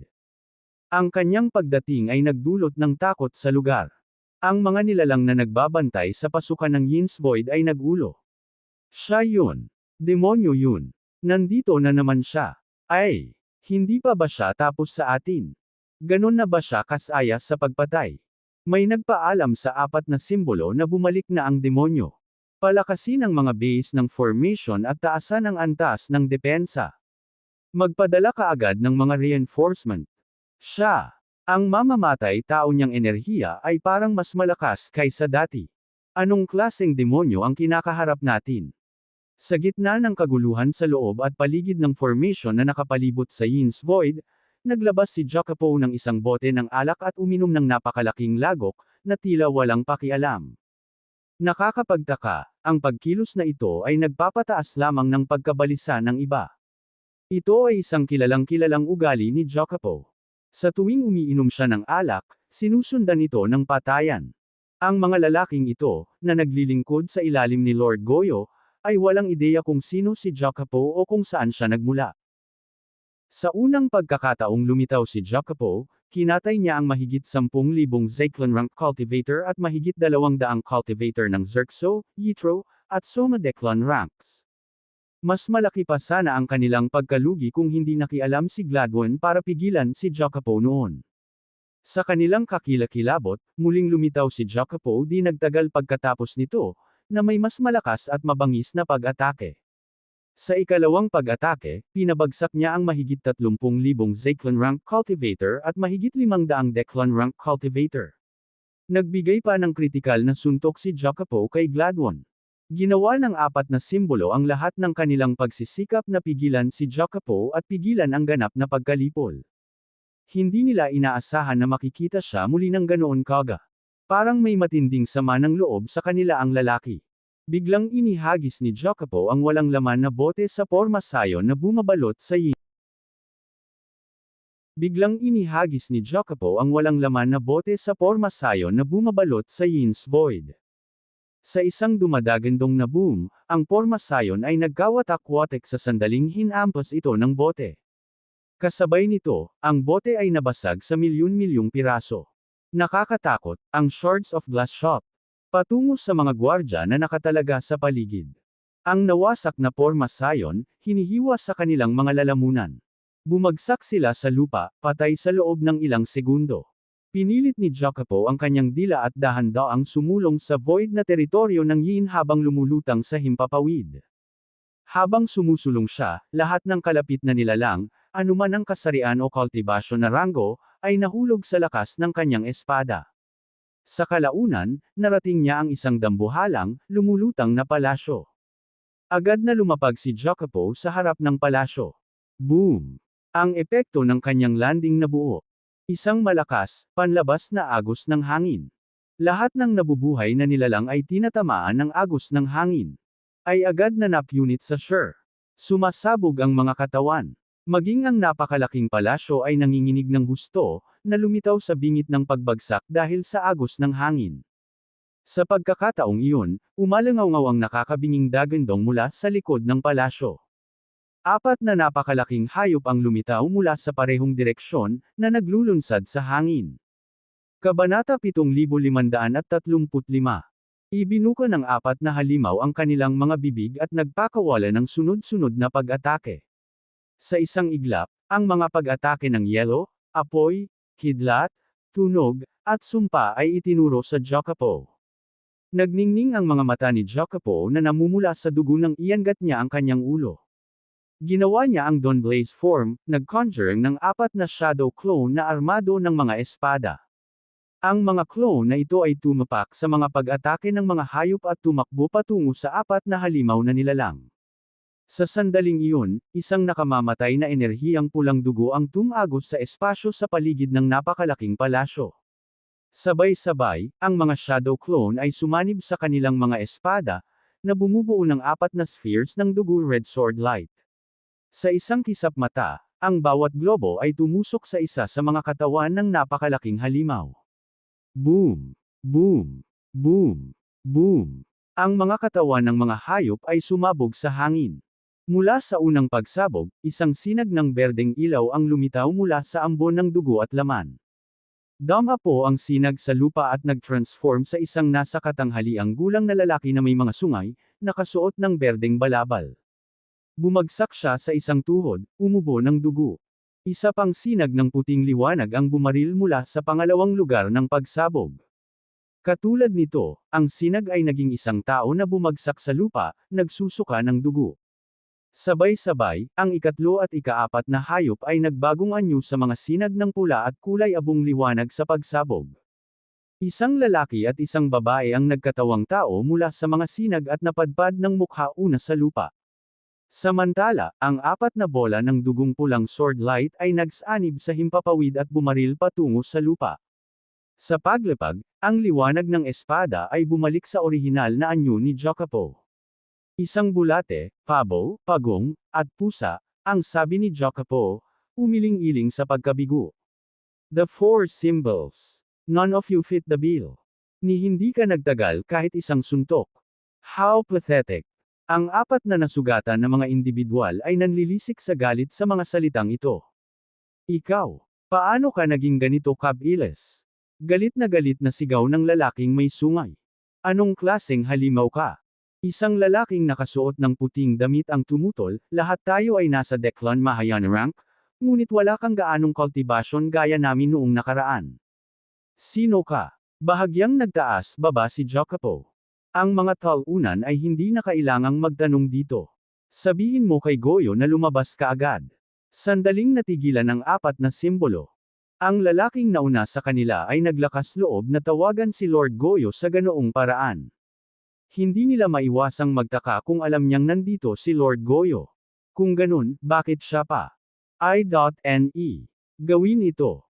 Hindi ba niya kilala si Lord Goyo? Ang pinakamakapangyarihan sa buong Alp. Kaharian. Pinunan ng mga tanong na ito ang kanilang obstinacy mula sa novel, The Rapper Meter, R.G. Isip. Anne Snowballs. James Caden. Bulalas ng magandang babaeng naka-red robe habang itinutulak ang sarili. Siya si James Caden. Dapat naka-disguise siya. Ang tatlo pang simbolo at maging si Jacopo ay tila natigilan.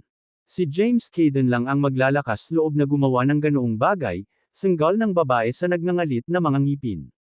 Magpakita ka ngayon. Nagsalubong ang kilay ni Jacopo. Napabuntong hininga siya. Mukhang lahat ang natatakot sa aking ama, hindi sa akin.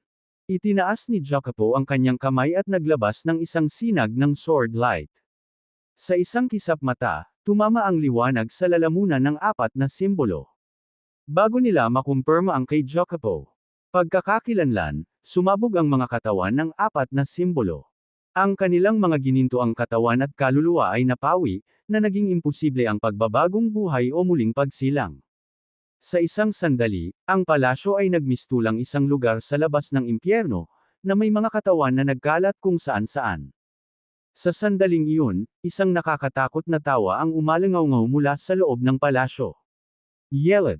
As expected of Clayton's disciple. You're exceptionally skilled. But you honestly think ang mga turo at kaalaman ni Clayton ay makakatulong sa iyo na talunin ako. Kabanata 7536. Bahagyang tumagilid ang ulo ni Jacopo at nanatiling tahimik. Mula sa kanyang mga nakaraang karanasan, ang mga patuloy na nagyayabang ngunit tumangging harapin siya ay halos namatay sa pamamagitan ng kanyang kamay. Maya-maya lang, bumukas ang pinto ng palasyo at bumungad ang isang sinag ng kulay purplish gold light, na direktang nakatutok kay Jacopo. Swoosh! Itinaas ni Jacopo ang kanyang espada at hiniwa ang sinag na kulay yulang ginto. Gayunpaman, mas maraming purplish gold beam ang sumunod sa una, na bumaril mula sa parehong lugar. Dodged o deflected ni Jacopo ang mga beam, isagawa ang terrace astride step at dawn blaze form, pagkatapos ay tumalon sa hangin. Excellent moves, umalangaw-ngaw ang boses mula sa loob ng napakalaking palasyo. Maaaring malimpasan mo ang iyong ama kung ipagpapatuloy mo ang iyong pagsasanay. Gayunpaman, pinili mong hamanin ako ngayon. Ha! Habang nagsasalita ang boses, si Jacopo ay nagbagong anyo sa maraming nagninangas na pulang ilaw na mga espada, na bumubuo ng napakalaking sword formation sa hangin. Sunod-sunod na pumutok ang mga magaan na espada sa napakalaking palasyo sa ibaba. Sumabog ang malalakas na pagsabog habang isa-isang winasak ang mga istruktura ng palasyo, hanggang sa sumabog ang buong palasyo. Ang lakas ng pagsabog ay nagdulot ng bugzo ng hangin. Sa gitna ng mga guho kung saan dating nakatayo ang palasyo, lumitaw ang isang misteryosong lalaki na may kumikinang na puting damit. Ngumuso si Jacopo. I expected you to look a bit more special or different. Yet, it seems you're just another living being. Sa oras na iyon, hamina na ang hangin. Humalaklak ng mahina ang misteryosong lalaki. Jacopo, mas matapang ka at mas mayabang sa tatay mo. Marami pa akong maipapakita niyan kung gusto mo, nakangiting sagot ni Jacopo. Ngumuso ang lalaki. Lumapit ka sa akin, dala ang lahat ng mayroon ka. Medyo matagal na akong walang laban. You'll be the perfect distraction. Si Jacopo, umaaligid sa gitna niya. Pagbuo ng espada, pinalawak ang kanyang mga braso. Sa halip na umatake, ang pagbuo ng espada ay tumaas sa hangin at nagbago sa isang nagniningning na sagradong lotus. Kasabay nito, bumaril si Jacopo sa hangin at mabilis na binago ang kanyang pisikal na anyo, unti-unting naupo sa sagradong lotus. Isang halo na gawa sa Waltraud light ang lumitaw sa likod ng kanyang ulo, na nagbibigay kay Jacopo ng hangin ng kabanalan at solemna. Kanina pa pinagmamasdan ng misteryosong lalaki si Jacopo. Natigilan siya nang makita ang nasa harapan niya. Hindi niya inaasahan na susubukan ni Jacopo ang pakulo sa kanya. Goyo, hindi ka ba luluhod sa harapan ko? Isang bakal na boses ang lumabas sa bibig ni Jacopo nang sumunod na sandali. Natigilan ang misteryosong lalaki nang maramdaman niya ang kakaibang presensya at aura na nagmumula kay Jacopo. Siya reflexively inayos ang sarili, pagkataranta sa kanyang mga mata. Lord Goyo, ano? Ano yun? Kaya lang, nagmamadaling pumunta si Gladwin sa kabila ng kanyang mga sugat. Nakatitig pa rin kay Jacopo ang misteryosong lalaki. Kumaway siya ng kamay, senyales na tumigil na si Gladwin. Hingal na hingal ang lalaki. Ay! Iyan ba ang reincarnated na Sorumsia ng Wait Arapath? How is that possible? Nanlaki ang mga mata ni Gladwin, obstinacy from novel, D, rapper meter, Aw, R.G. Tumangala siya at sa wakas ay nakita niya si Jacopo. Si Jacopo Caden yun di ba? Anak siya ni James Caden. Paano kaya siya ang reincarnated na Sorumsia ng Wait Arapath? Ang pinagmumulan ng landas. Nagsalubong ang kilay ng misteryosong lalaki. Ang kanyang katawan ay naglalaman ng pinagmumulan ng landas na nabuo mula sa pagsasanib ng 49 na Taoism. Gayun din, ang sagradong lotus ng Supreme Path. Ang mga bagay na iyon ay hindi maaaring muling likhain sa pamamagitan ng imitasyon, kahit na pinag-uusapan natin ang tungkol mismo kay James Caden. Kabanata 7537. Ilang hakbang pasulong ang misteryosong lalaki. Minsan binanggit ng Wait Arapath na kahit wala ang 49 na Taoism, taglay niya ang nakaraan, kasalukuyan, at hinaharap na mga anyo sa pamamagitan ng historical Taoism. I wonder kung anong anyo ito. Saka muling ibinuka ni Jacopo ang kanyang bibig. Kiren Goyo, gaano ka kalakas loob na magsalita sa iyong Panginoon ng walang paggalang? Nang marinig ang pangalang iyon, napaatras ang misteryosong lalaki at napaluhod. Sir Wait Ara, hinding-hindi ko gagawin. Parehong nabigla at nataranta ang mga tauhan ni Gladwin at Lord Goyo, nakararating lang para magbigay ng suporta, nang makitang nakaluhod ang kanilang Panginoon. Samantala, ginabayan ni Jacopo ang mabagal na umiikot na sagradong lotus sa ilalim niya at lumapag sa harap ni Lord Goyo. Napakalaki ng aura at pressure na nagmumula sa pinagmumula ng landas sa loob ng katawan ni Jacopo kaya napilitang lumuhod si Gladwin at ang iba pa. Nagsalubong ang kilay ni Jacopo. Bakit ka nandito sa halip na ang 49 na langit? Itinaas ni Lord Goyo ang kanyang ulo. Sir Wait Ara, Xanthocos ang nagdulot ng kaguluhan at kaguluhan sa Zymergy. Sinamantala ni James Caden ang pagkakataon at nakinabang dito. Nagdulot iyon ng paano ang kaluluwa ko at ang Wuya Demon Slayer Sword? Walang kibo na tanong ni Jacopo. Pakiramdam ni Lord Goyo ay maaaring lumundag ang kanyang puso mula sa kanyang dibdib nang marinig ang tanong na iyon. Mabilis niyang idinikit ang noo sa lupa at napabuntong hininga. Brilliant! Tumulo ang boses ni Jacopo ng sarcasm. Mukhang nawala sa iyo ang lahat na parang tanga. Si Lord Goyo ay nanginginig sa takot, obstinacy from novel, D, rapper meter, Aw, R.G. Kahit na hindi siya naglakas loob na magsalita, mayroon pa ring galit sa loob niya. Pinagtatawanan mo ba ako? Maging ang iyong kaluluwa. Ang espiritu ay dinaig ng demonyong iyon ng isang tao, si James Caden. Ano ang inaasahan mo sa akin, isang tagasunod mo lang? Reklamo ni Lord Goyo sa loob-loob. Iniwas ni Jacopo ang kanyang tingin at tinungo ang mga bundok sa di kalayuan sa sagradong lotus. Pagkaraan ng ilang sandali, sa wakas ay inangat ni Lord Goyo ang kanyang ulo. Ang kanyang mukha ay kasing putla ng isang kumot. Samantala, tila nalilito pa rin si Gladwin habang nakatingala sa lupa. Nasaan si Sir Wait Ara? Nag-aalalang tanong ni Lord Goyo. Panginoong Goyo, kumunot ang noo ni Gladwin. Sa tingin mo ba ang lalaking iyon ay ang reincarnated na Sorumsia ng Wait Arapath? Sampal. Hinampas ni Lord Goyo ang mukha ni Gladwin ng napakalakas kaya bumagsak ang huli sa lupa. Hindi pa ba sapat na malinaw para sa iyo? Pagkatapos mong masaksihan iyon ngayon lang. Umirap si Lord Goyo. At saka, wala ka sa lugar para questionin ang Wait Arapath H's reincarnated Sorumsia's existence. Pagkatapos, nagmamadali siyang tumayo at nagmamadaling sinundan si Jacopo. Bakas sa mukha ni Gladwin ang pagkasilaw. Jacopo Caden. Hindi ba siya ang anak ni James Caden at ang alagad ni Clayton? Itinuring pa nga siyang pinakamabangis na hari ng digmaan sa mga hari ng digmaan ng Jademora Empire. Paano siya biglang na reincarnated na Sorumsia ng Wait Arapath? May mali tungkol dito. Dapat kong ilantad ang sinungaling na iyon. Napaisip si Gladwin. Agad siyang bumangon at sinundan si Lord Goyo, naiwan ang iba pa nilang mga tauhan na nagtitinginan sa isa't isa. Kabanata 7538. Pagkarating ni James at ng kanyang mga kasama sa Eskstelfervo Holy Site, naging mahigpit ang pag-akses sa lugar. Maliban kay Rebela, na pana-panahong naghahatid ng mga mapagkukunan sa pagtatanim at pagkain sa pinakamataas na antas sa mga naninirahan, walang sinuman ang pinayagang makapasok. Ang lockdown na ito ay tumagal ng 12 dosenang mga entrepot. Sa kanilang kapangyarihan, madaling masira ng grupo ni James ang 30 Grand Formation na nakapalibot sa Skye. Gayunpaman, pinili nilang huwag. Nais nilang iwasang ilantad ang kanilang mga sarili at alertuhan ang kanilang mga kaaway. Bukod pa rito, nais nilang palihim na obserbahan kung ano ang magiging reaksyon ng mga tao sa mga pang-aakit ng impostor. Panghuli, naghintay sila ng ilang miyembro na kumukuha ng mahahalagang impormasyon. Sa huli, nagbunga ang kanilang pasensya at pagsisikap. Nakakuha sila ng mga pananaw sa mga paggalaw ng iba't ibang puwersa. Ang impostor, gamit ang pangalan at katayuan ni James, ay nagpapalawak ng kanyang impluwensya sa buong Jade-Mora Empire at iba pang mga kaharian. Ang kanyang unang pangunahing aksyon ay ang paglilipat ng balanse ng kapangyarihan sa loob ng administrasyon ng Jade-Mora Empire.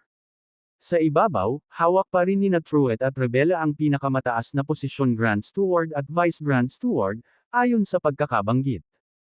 Gayunpaman, ang impostor na si James ay lihim na naglabas ng isang serye ng mga utos na i-overhaul ang sistema at magtatag ng isang bagong mekanismo ng paghahanda sa digmaan. Binuwag niya ang hukbong imperial. Sa kabila ng maraming pagsalungat, bumuo siya ng 3 legion na binubuo ng mga cultivator ng 5th Zyklon rank at mas mataas, na na-recruit mula sa lahat ng kaharian. Lahat ng Soma Declan rank cultivator ay na-conscript din sa mga legion na ito. Kasunod nito, ang karamihan ng mga mapagkukunan ng paglilinang at mga kayamanan mula sa iba't ibang mga kaharian ay inihatid sa 3 leyon na ito. Si Maxine, Makara, at Weira ay hinirang bilang mga commander. Ang mga pagbabagong ito ay lubhang nagpapahina sa mga posisyon ni Truett at Rebela sa administrasyon. Sa kabaligtaran, Maxine, Makara, at si Weira, na nangako ng katapatan sa impostor na si James, ay naging 3 sa pinakakilala at promising na mga pinuno sa buong mundo. Sa kabila ng mga kaguluhang ito, nanatiling neutral ang iba pang mga hari ng digmaan. Gayunpaman, nakikita na ng mga may matalas na pananaw na ang matagal ng kapayapaan sa imperyo ng Jade-Mora at sa mga kaharian ay unti-unting nahuhulog. Higit pa rito, ang mga tao sa dakilang lupang pangkasaysayan, na tradisyonal na nagsisilbing mga tagamasid o gabay, ay hindi nakialam sa pagkakataong ito. Wala sa mga dakilang patriarch mula sa dakilang lupang pangkasaysayan ang humakbang upang ihinto ang mga pagbabagong ito. Sa tuwing bumibisita si Rebela, siya nagreklamo tungkol sa sitwasyon at hindi pagkilos ni James. Sa kabila ng kanyang pagsusumamo para sa paghihiganti, patuloy na tinanggihan ni James. Sa halip na pagtuunan ng pansin ang hindi pagkakasundo sa mga kaharian, 3 pang bagay ang nakakuha ng interes ni James. Ito ay ang madilim na mundo na pinamumunuan ni Quattro, ang mga puwersa ni Skye, at ang Void ni Yin. Ang mga grupong ito ay tila walang pakialam sa mga utos ng impostor na si James at nagpatuloy sa kanilang sariling operasyon. Naka-cross-legged si James sa isang bulwagan. Dahan-dahan niyang iminulat ang mga mata habang sinasamahan ni Yusef ang isang lalaki at isang babae sa loob. Bahagyang napakunot ang noo ng mag-asawa nang makita si James na naka-disguise. Your Holiness, the Celestial Sages are here, may paggalang na bati ni Yusef kay James. Tumango si James at ibinaling ang tingin kay Celestial Sages. Matagal-tagal na rin simula noong huli niyang makita. Ang Celestial Sages ay umabot na sa Declan Mahayana rank. Sa paghusga sa kanilang paglilinaw, malamang na nasa Dakre rank na sila. Si Yusef ay dapat na gumawa ng malaking pagsisikap upang dalhin ang mga pares dito, ipinagbabawal ang kanyang kasalukuyang antas ng kapangyarihan. Kabanata 7539. Ikaw ba ang misteryosong magsasaka na gumagamit ng Telfervo Holy Site bilang pansamantalang base? Inayos ng Celestial Sage si James na may matalim na tingin. Pwede ko bang malaman kung bakit mo kami pinakiusapan? Tinitigan din ng Earthly Sage si James, isang hindi mabasang emosyon sa kanyang mga mata. Natanggap mo na ang utos ni Emperor Caden, hindi ba? Diretsyong tanong ni James. Karamihan sa mga sekta at grupo mula sa iba't ibang Genesis world ay sumunod. Bakit hindi sumusunod si Skye? Lalong lumalim ang pagsimangot ng Celestial Sage. Bakit ito dapat ikabahala kung ikaw ay nakatira sa pag-iisa, Ginoo? Humalaklak si James. Masasabi mong ginagampanan lang natin ang ating mga tungkulin pagkatapos makatanggap ng tulong mula kay Emperor Caden. Sa tingin mo, bakit niya tayo pinalipat dito sa simula? Ibinuka ng Celestial Sage ang kanyang bibig upang tumugon, ngunit pinigilan siya ng Earthly Sage.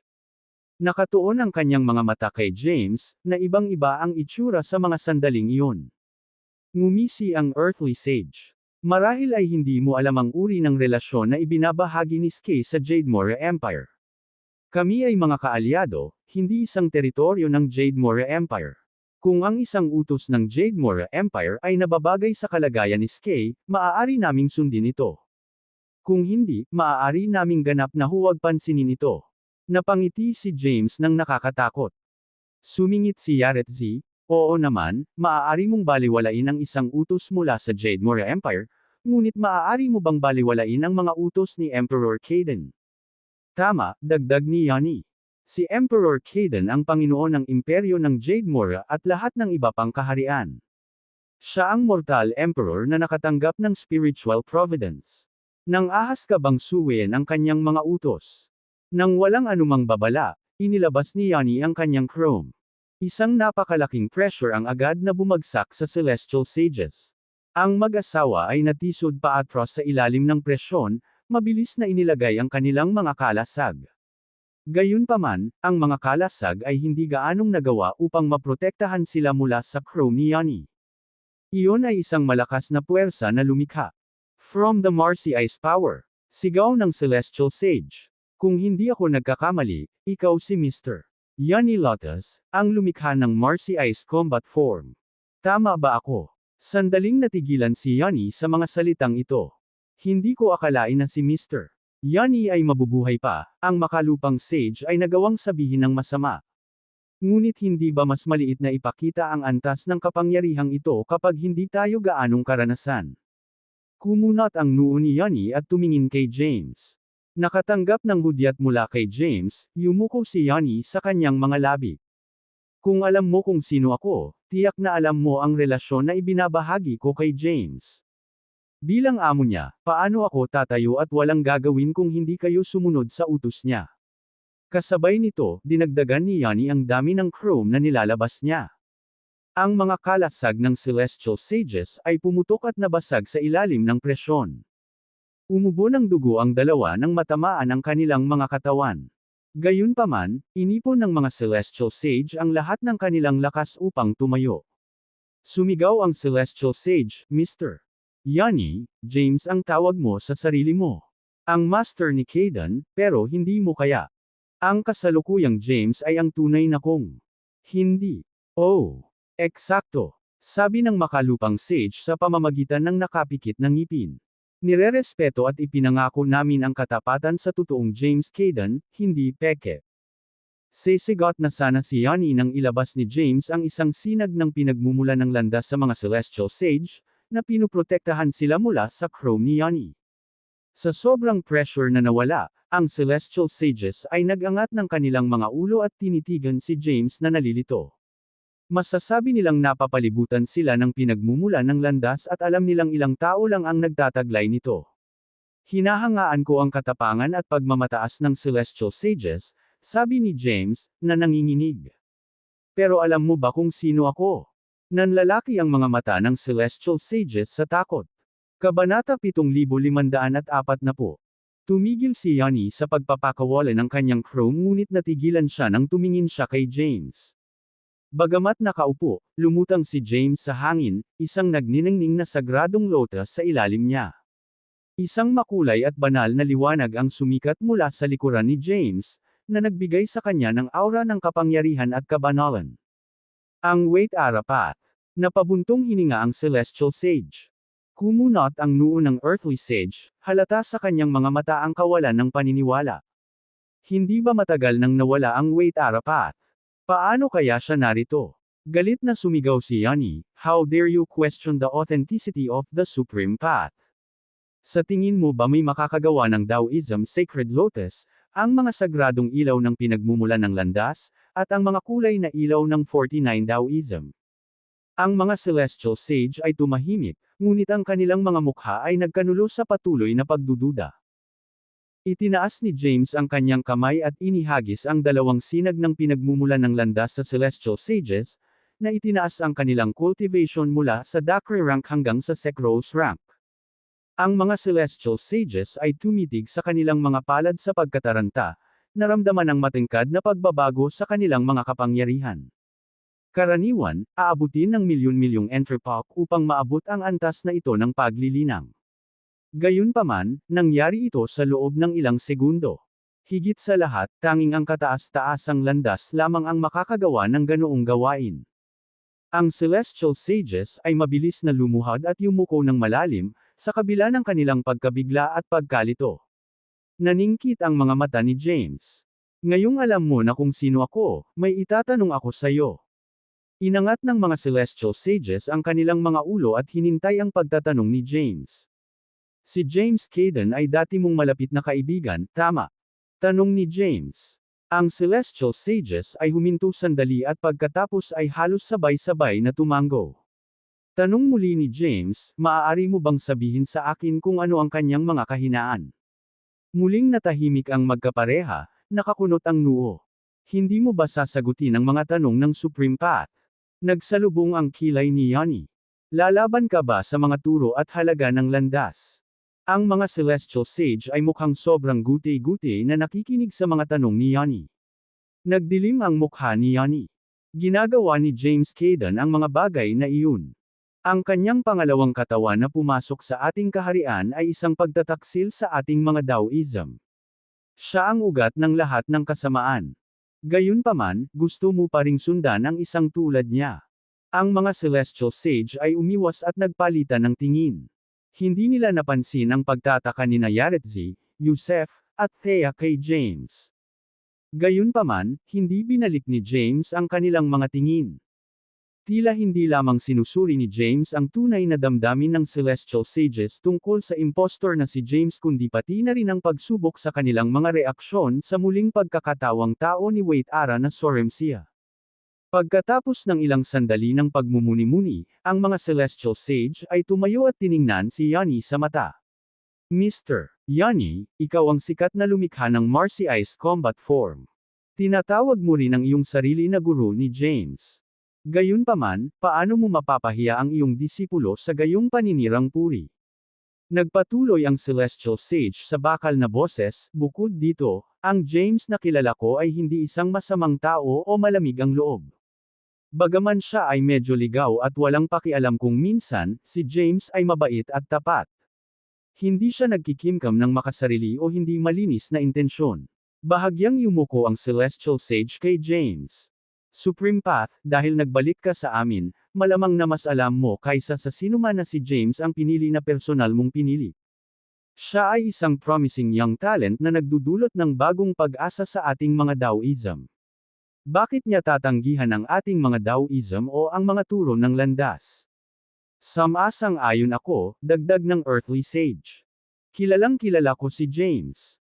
Medyo nasaktan niya ang ilang mga banal na nilalang habang pinuprotektahan ang mga karapatan ng mga nabubuhay na nilalang. Posible na ang ilan sa mga taong iyon ay maaaring subukang linlangin ka sa pamamagitan ng maling impormasyon o tsismis, Supreme Path. She shot a glare at Yanni bago yumuko din kay James. We are willing to vouch for James' innocence with our soremsia. May isang tao sigurong sadyang gumawa ng mga maling akusasyon tungkol kay James, Supreme Path. Ang mga salita ng celestial sages ay tila nagalit kay Yanni. He snapped, parang magkasabwat kayo ni James Caden. I suppose we have no choice but to exterminate you as well. Maaari mo kaming puksin, syempre. LN. Tinuro ng celestial sage si Yanni. Ikaw ay isang banal na nilalang ngayon, at maaari mo kaming patayin anumang oras na gusto mo. Gayunpaman, hindi ka namin hahayaang Sir-on si James at iligaw ang kataas-taasang landas habang naririto pa kami. Si James ang numero 1 bayani sa ating mundo at ang pagmamalaki ng ating mga Taoism, sabi ng earthly sage na walang pag-aalinlangan.